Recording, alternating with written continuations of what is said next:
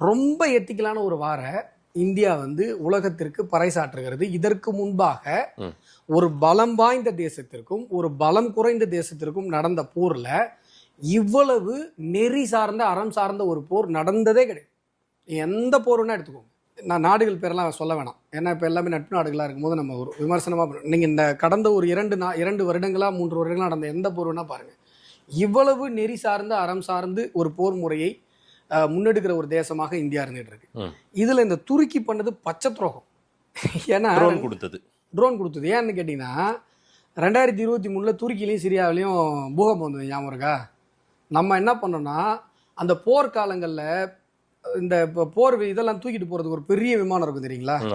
அந்த மாதிரி மிகப்பெரிய அந்த C7 விமானங்கள் ஒரு 4-5 விமானங்கள் நிறைய நிவாரண பொருட்கள் நம்ம கொடுக்குறோம், மருத்துவ பொருட்கள் கொடுக்குறோம்.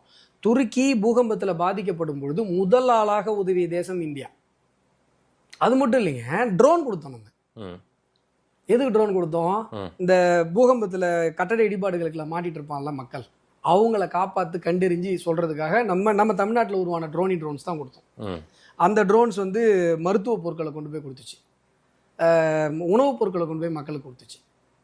இன்னைக்கு அதே மாதிரி ஒரு பெரிய போர் விமானத்தை துருக்கி கொடுக்குறான் பாகிஸ்தானுக்கு, அதே மாதிரி ட்ரோனை கொடுக்குறான். இதுல என்ன அரசியல் இருக்கு? இது எதுக்காக நிக்கிறான் பாகிஸ்தான் பக்கம்? உலக நாடுகளே எந்த நாடுகளும் அவனுக்கு வந்து ஆதரவாகவும் நிக்கல, எதிராகவும் நிக்கல, 2 பேருமே சமாதானமா இருந்துட்டு போங்க அப்படின்னு தான் எல்லாரும் பொதுவா பேசிட்டா, சீனா முதற்கொண்டு. ஆனா இவன் மட்டும் ஹெல்ப் பண்றான். அதுவும் இந்திய